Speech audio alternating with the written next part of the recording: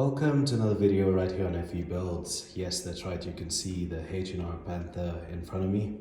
Another RC that I didn't plan to have, but it's here. And the way that happened is I'd actually ordered two Fusion Pro Hobby Wing 2300 kV motors. And I was a bit disappointed because one of my motors was taken. But anyways, so when that happened, I was disappointed, so they decided to throw in this to sweeten the deal and to maintain diplomatic relations. So we're going to do a quick unboxing. The HNR 10th scale H902. I believe it's a drift car. I'm looking at the speed over here, 56 miles per hour. I am doubting that. Maybe it can go that speed if it's got the right gear inside it, if it's got the right motor and ESC. But you know, at the 10th scale, maintaining those speeds is quite hectic. So I might just put drift tires on this directly. If it's got rubber tires, I'll change them to more slippery tires that can drift and just make a nice fun build of this. So this is something that I'm just uploading because some people might buy this or want to buy this, and they might be interested to see what the experience is like and what comes in and in the box, and an honest opinion concerning it. Okay, so from the box, this was a display unit that was thrown in. Apparently it's working and it's been tested, so the box is already open, but we get to look at it together for the first time. So there's the car. It is covered nicely and it's quite awesome.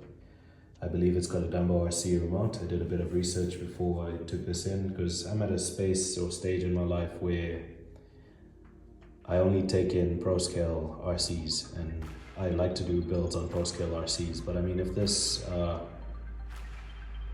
brings a bit of joy and satisfaction through its driving, and it's a cheap RC, as I said, I got it for a really good deal.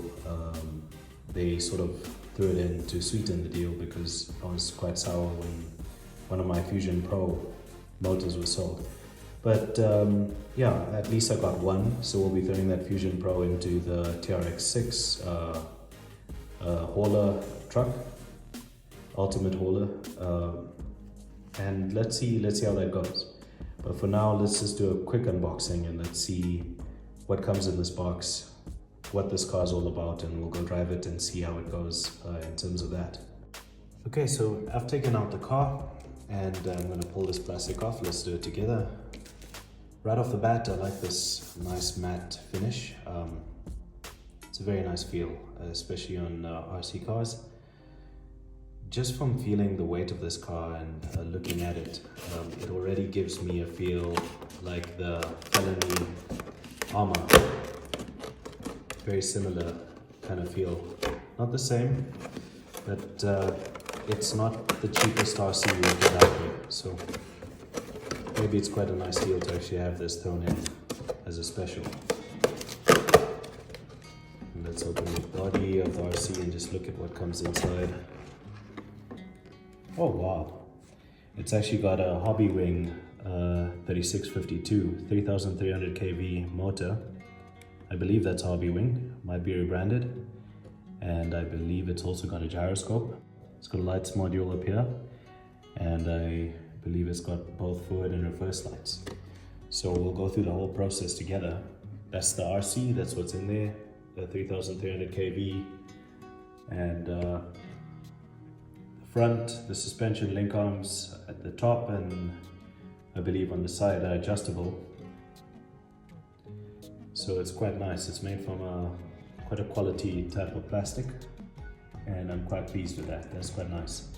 I believe it's also metal geared, so that should work in our favor as we've stripped gears before. You get the instruction book, and you get some sway bars that you can put on. I'll most probably have fun doing that a bit later. And basically it's got a troubleshooting diagram over there. It's got the remote and it's still cable tied in. I believe this is a Dumbo RC, and it's also got some wheels, some drift wheels. And I like this specific version of this remote. It's very nice. I have it on the Challenger, and I haven't changed it specifically because I like the feel of the remote. So that's quite good. So I'm going to unbox this all, take it out of its plastic, and then we'll go out for a quick test and just see how this responds. Okay, so we have the battery in. We're using a little short-T battery, and I just managed, just managed to get it to fit in there. So we're just going to power up the remote. I love that sound, just like a drone. That's why I love that particular remote. Okay, so it's paired, and what I want to do, as you see that the steering is turning. That's good. The steering is turning, I believe the motor must be working. Look how that fan just comes on.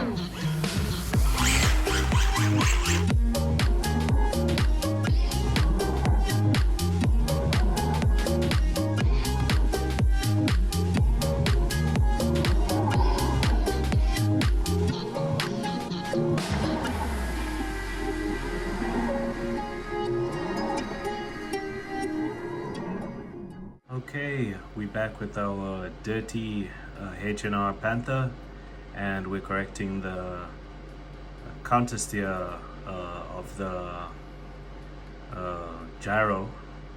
And the way you actually correct that is you just take off this receiver, you turn it around and you press it once, and it should spin in the right direction. So I'll do that, and then I'll show you that it's working in the right direction.